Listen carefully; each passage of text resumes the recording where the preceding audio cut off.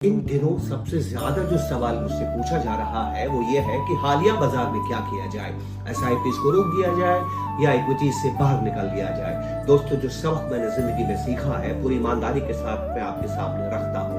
Equities में return तो ज्यादा आता है, ये तय है, ये मेरा अनुभव कहता है और दुनिया भर का इतिहास भी इस बात का गवाही देता है कि इक्विटीज में रिटर्न ज्यादा आता है। लेकिन हमें ये नहीं मालूम कब आता है, और जब आपको ये नहीं मालूम कि इक्विटीज में रिटर्न कब आता है, इसलिए इक्विटीज को लॉन्ग टर्म एसेट कहा जाता है। और जब आप लॉन्ग टर्म एसेट में इन्वेस्टमेंट करते हैं तो उसको शॉर्ट टर्म एसेट के सहारे की जरूरत पड़ती है। एक मंत्र आपको दे रहा हूँ, परिवार के साथ बैठिएगा, अगले 1, 2, 3 साल तक जो भी खर्चा आपको करना है वो खर्चा वो आप डेट फंड्स पर रखेंगे, बॉन्ड फंड्स पर रखेंगे। 4-5 साल में जो खर्चा करना है वो पैसा आप हाइब्रिड फंड्स पर रखेंगे और शेष पैसा आप इक्विटीज में लगे रहने देंगे। शेष पैसा आप लगातार एसआईपी के जरिए इक्विटीज में डालते रहेंगे।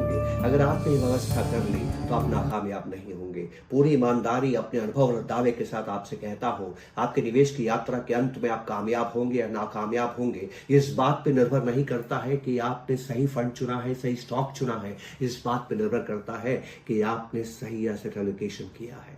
जी हाँ, इक्विटीज को भी शॉर्ट टर्म एसेट्स के सहारे की जरूरत होती है, और जब शॉर्ट टर्म और लॉन्ग टर्म दोनों मिलते हैं तभी तो पूर्णता प्रदान होती है। उम्मीद करता हूं कि बात समझ में आई होगी। नमस्कार।